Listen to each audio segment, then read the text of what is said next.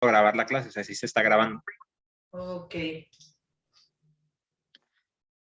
Ya les comentaba. Entonces, las pruebas en el sistema penal mexicano, actualmente, como sabemos, derivado de la reforma que hubo en el año 2008 con la implementación del Código Nacional de Procedimientos Penales en el año 2011, si mal no recuerdo, y su aplicación a nivel nacional, pues obviamente vienen muchas reformas.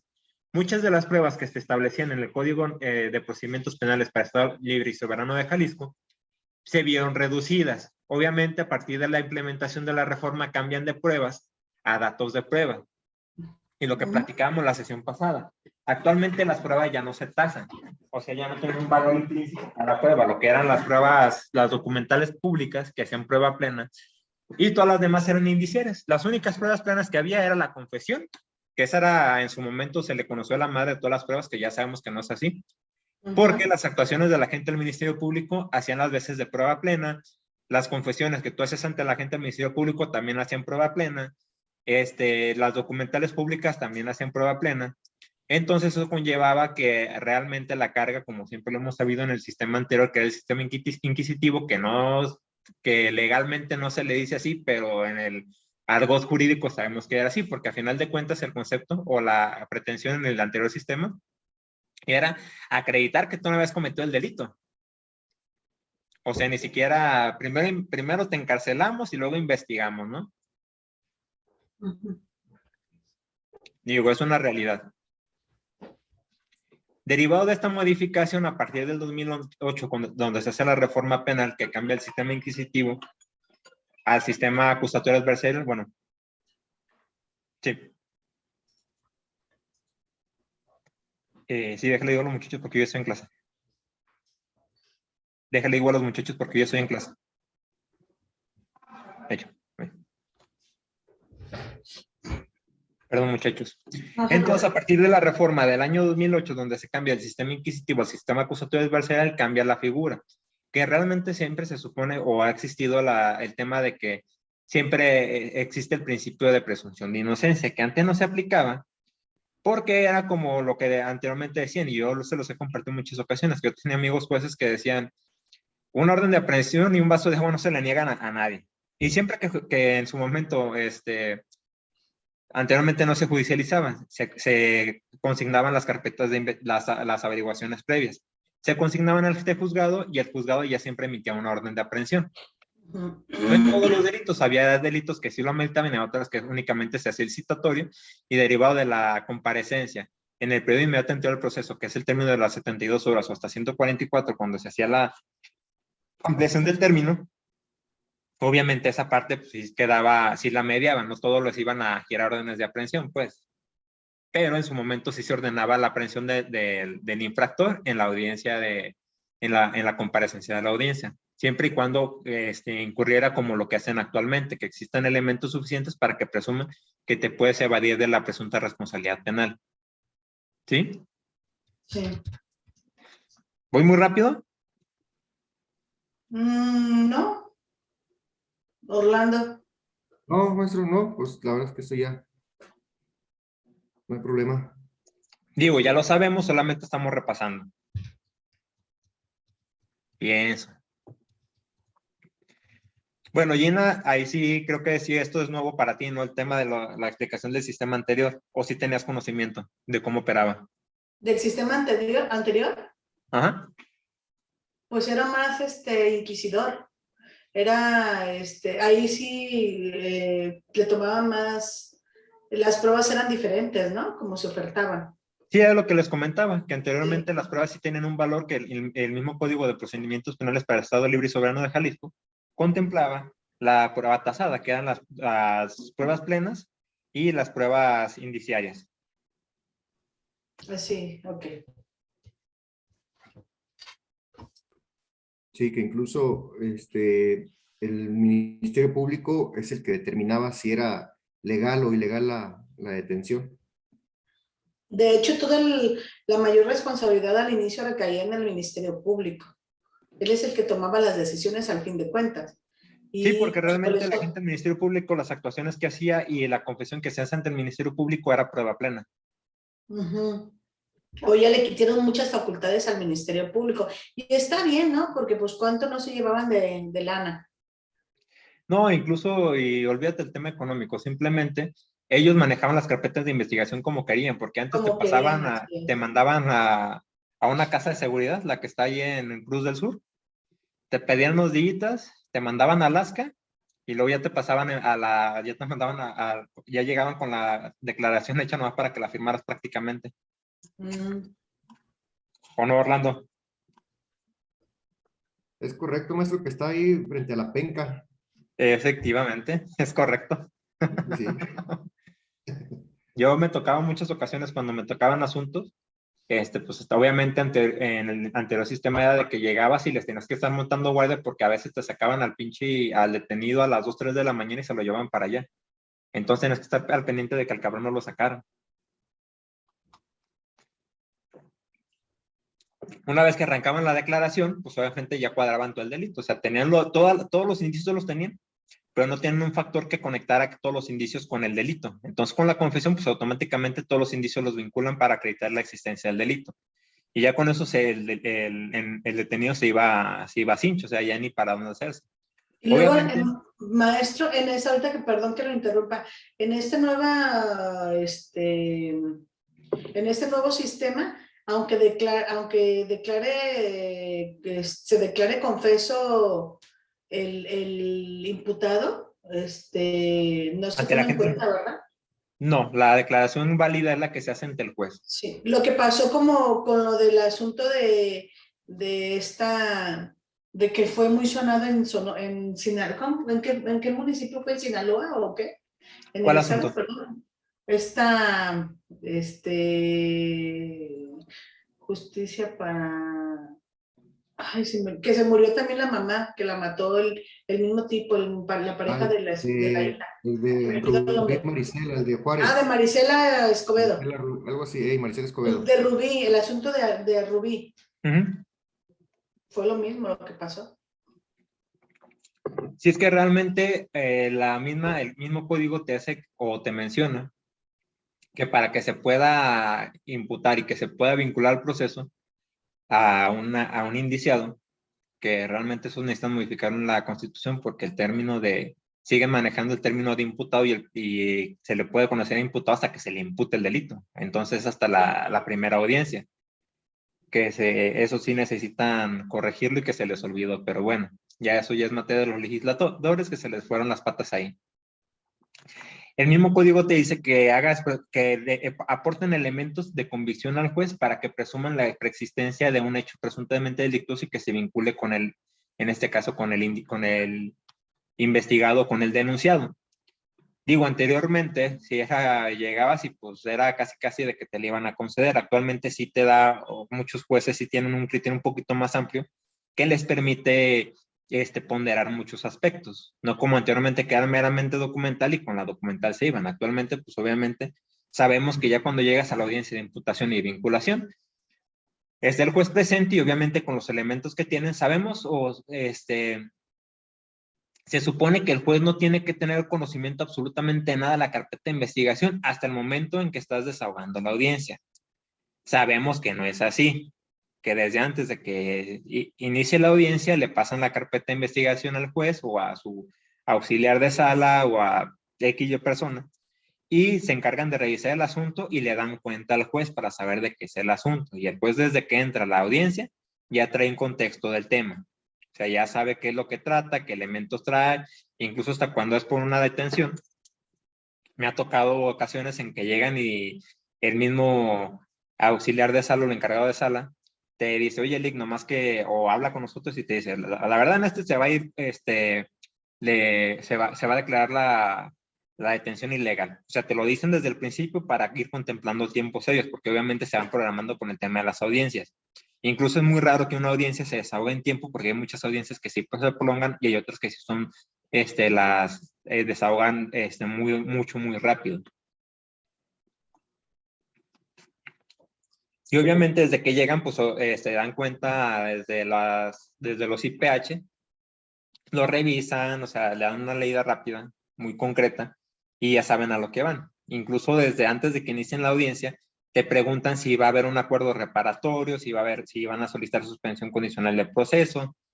Digo, el MP casi no se involucra porque a final de cuentas el MP trae sus indicaciones y por el delito que vayan siempre te va a pedir prisión preventiva.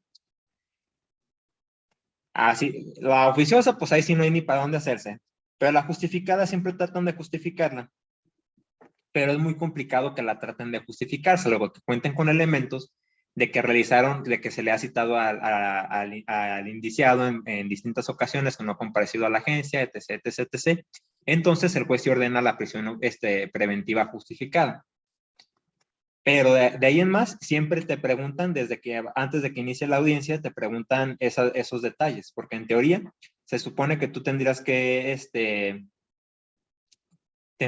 agotar ese recurso, tendrías que abocarte para conocer en este caso, la resolución del juez y que el juez tenga previsto cómo va a resolver el asunto, para que él lo vaya considerando al momento de que se esté llevando a la audiencia de imputación y de vinculación. De que si se va a vincular, ok, se va a vincular, ¿en qué términos? También para él irlo ponderando y si el agente del Ministerio Público cuenta con elementos bastantes para poder acreditar la prisión preventiva justificada, que en muchas ocasiones lo hacen. Pues obviamente sabemos que independientemente de que lo pidas, se tiene que ponderar y obviamente se te da tu derecho de réplica a efecto de que puedas controvertir la solicitud de la previsión preventiva justificada o en su momento la vinculación a proceso. O sea, que es donde tienes que tener los elementos suficientes para poder desvirtuar el delito o si vas por parte de la víctima como su asesor particular, pues obviamente hacer una manifestación clara porque en muchas ocasiones también entendemos que por la carga de trabajo de las autoridades tratan de ser muy concretos, pero a la vez resultan escuetos sus argumentos y en muchas ocasiones se elevan los temas. Eso me ha pasado desde mi experiencia o en las carpetas de investigación en las audiencias que me ha tocado comparecer. Hay asuntos que sí tienen línea, que son muy delicados y que sí le meten estudio y otros que son de casi de mero trámite que judicializan las carpetas para que puedas hacer la suspensión condicional del proceso porque en muchas ocasiones la víctima no quiere llegar a un acuerdo. Y en este caso, para el tema del acuerdo reparatorio, obviamente es con consentimiento de la víctima, pero si solicita la suspensión condicional del proceso, la víctima o la ley te establece que para la suspensión condicional del proceso debe de ser una oposición justificada, no solamente de que diga la víctima, no, pues yo no quiero. Ok, no quieres, pero ¿por qué? O sea, es un tema, y si no justificas tu negativa a la suspensión condicional del proceso, porque básicamente, obviamente, cuando solicitas una suspensión condicional del proceso, implícitamente o dentro de la suspensión, las condiciones de la suspensión, el primer punto es la reparación del daño. Ese es el primero que tienes que prever para poderlo solventar, exactamente.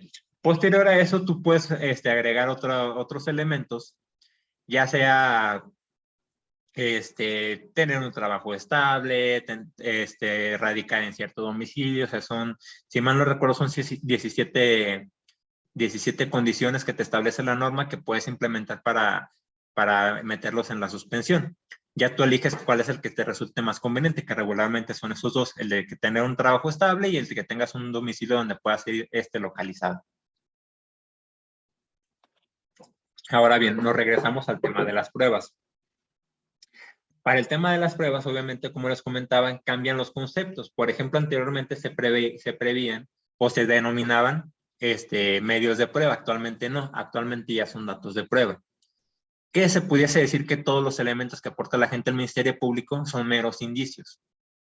Ya no es una prueba como tal, sino que son indicios que él tiene que justificar o tiene que explicar ante la autoridad competente, en este caso al juez, para que pueda acreditar la existencia del delito y la probable responsabilidad de la persona que se encuentra presente al desahogo de la audiencia. Una vez que él presente estos indicios, ya no se contemplan pruebas como anteriormente se establecían, por ejemplo, los careos, en el nuevo sistema ya no los contempla.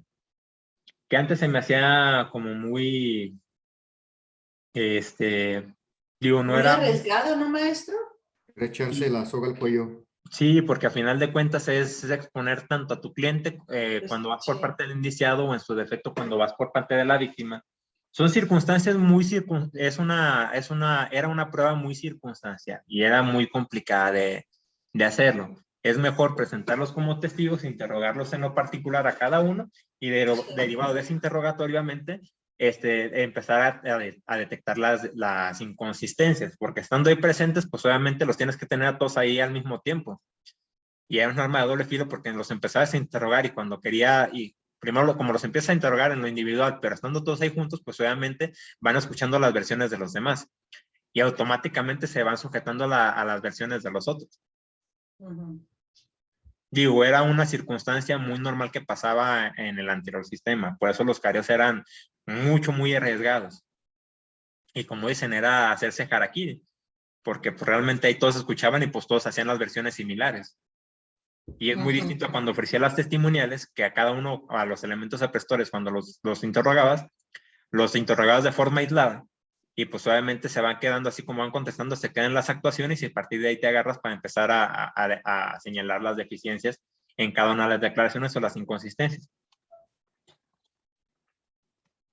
Ok.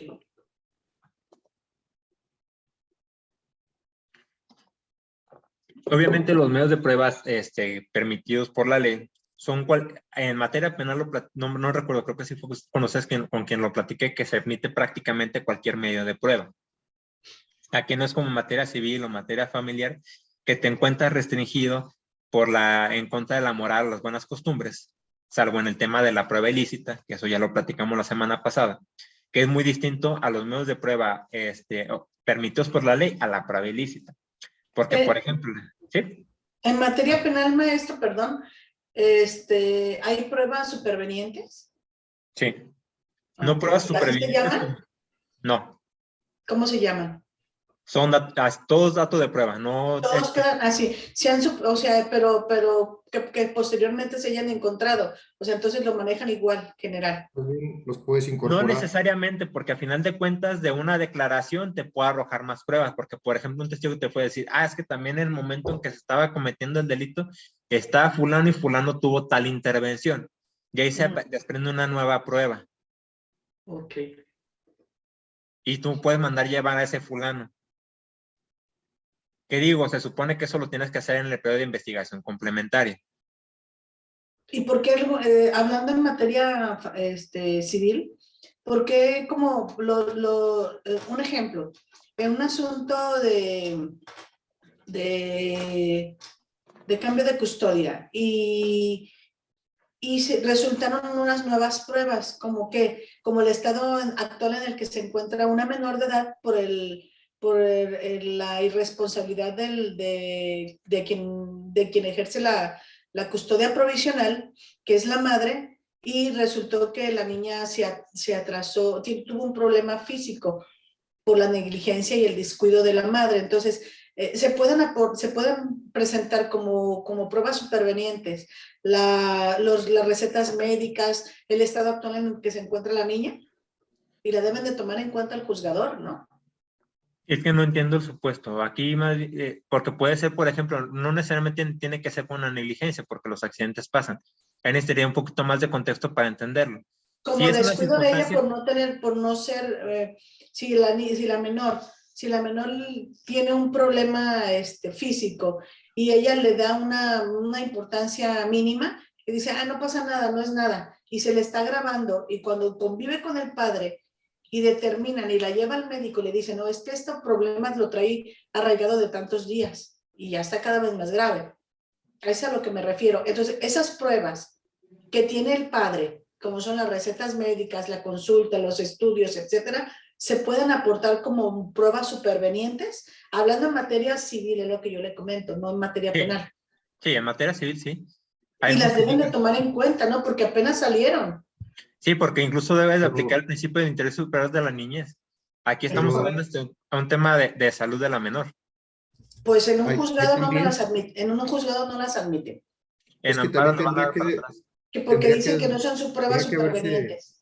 Tendría que haberse demostrado si eso es consecuencia de que estaba con la mamá o con la papá, o con el papá, perdón, o es consecuencia de una enfermedad probablemente que ya traía y simplemente detonó. Porque fíjese que ese asunto, ayer fue esta persona a Ciudad Niñez a levantar una denuncia en contra de la mamá. Y ahí las personas de Ciudad Niñez le dijeron, no es conveniente que tú presentes ahorita la denuncia, porque yo en este momento voy a tener que ir a recoger a la niña y la voy a llevar a un albergue. El Ministerio Público va a tener que intervenir. Yo te recomiendo que mejor lo hagas del manifiesto al juzgador, lo que está pasando por medio de un escritorio, aporta todas tus pruebas para que ya después con ese acuse que ya le diste del conocimiento al juzgador, ya vienes con nosotros y ya levantas la denuncia y ya no hay tanto problema. Entonces dije, pues se me hace, si el juzgador no es el que no las está tomando como pruebas Acuérdate que supervenientes. si no te admiten el medio de prueba, tienes que irte a la apelación y en la apelación, y si no te están para la apelación hasta el amparo. Acuérdate que aquí sí hay medios de defensa contra Pues la sí, admisión y porque admisión de pruebas. se me hace una incongruencia ese actuar. Y más porque hay intereses superiores que son la niña, ¿no? Que está en riesgo la vida de ella. Sí, y como te digo, o sea, aquí el problema, lo que siempre hemos discutido es el tema de los criterios que tienen de repente los juzgadores. Y no los jugadores, sino simplemente los secretarios. O en muchas Sí. ocasiones, que es lo que yo llegué a hacer, era tener un acercamiento con el juez y explicarle la situación, darle un poquito de contexto. Digo, ni siquiera decirle que te las admito, no, darle un poquito de contexto en el sentido de qué es lo que vas a hacer, qué es lo que se pretende y qué es lo que está pasando, para que lo considere. Que son los famosos inventados alegatos de oídas. Que Así tú es, te así acercas es. con el juzgador, le haces un pequeño planteamiento de lo que tú de la circunstancia, y le dices qué es lo que vas a hacer. Obviamente él no puede intervenir ni te va a decir sí, sí, sí, no, ni nada. Pero mínimo lo va a tener en el radar y en su momento cuando le pasen, le pasen el asunto a cuenta, lo va a revisar con detenimiento, porque sabemos que en la mayoría de las Pero ocasiones... ya se va a acordar del asunto. ¿Eh? Ya se va a acordar del asunto del tema, Exactamente. pues. Y muchas de las ocasiones, dime cuántos jueces realmente leen los acuerdos que les pasan. No, nomás firman. A menos de que le llame a uno mucho la atención y diga, a ver, dame cuenta de esto, ¿no? Porque cuando yo estaba en el juzgado familiar,